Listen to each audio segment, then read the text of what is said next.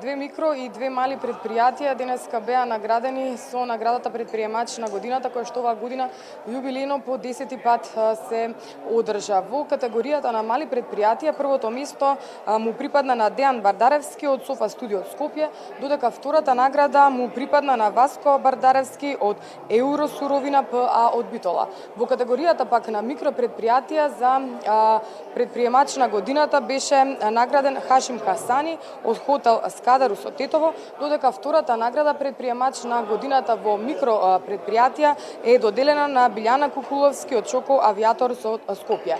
Во овие две категории прво наградените ќе добијат награда од 50.000 денари кои што треба да искористат за маркетинг активности, додека и златна статуетка, додека второ наградените две компании ќе добијат парична награда од 25.000 денари и две сребрени статуетки. На доделувањето на наградите Предприемач на годината денеска присуствува голем број бизнисмени, присуствува представници од владините институции, тука беше и министерот за економија Дритон Кучи кој што имаше свое опраќање, а свое опраќање имаше и председателката на Сојузот на стопански комори Данела Арсовска, по чија што иницијатива всушност се доделува оваа награда веќе 10-та година поред.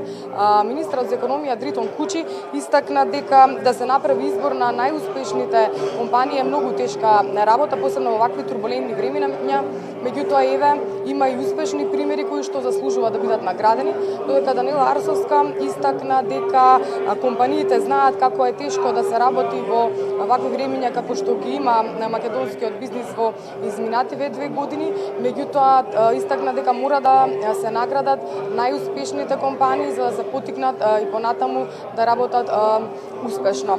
Предлагам сега да погледнеме дел од изјавите на министерот за економија Дритон Кучи, како и председателката на Сојузот за стопански комори Данела Арсовска.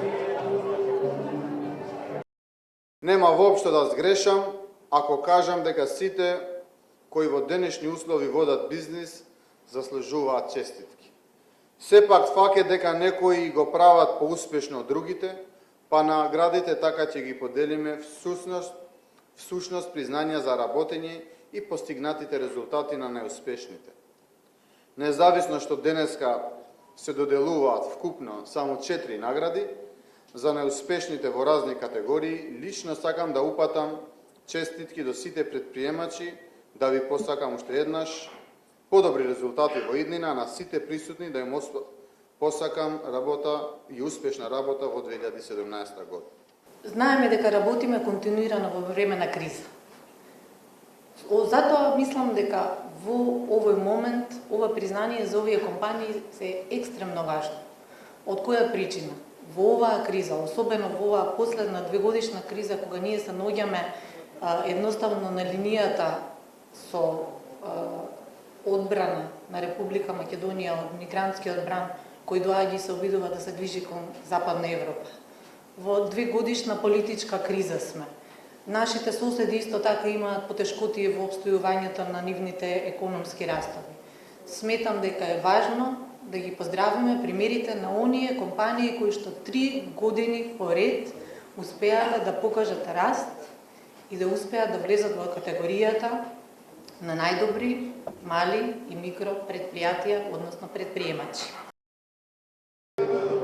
Инаку, како што и беше истакнато денеска тука, во предселекцијата за избор на Предприемач на годината, според податоците од Централниот регистар и според податоците од Министерството за економија, во изминатите 3 години во оваа предселекција влегуваат 56 компании.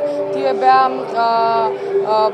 рангирани според повеќе критериуми, меѓу кои број на вработени, вкупни приходи, вкупна добивка, како и инвестиции во опрема.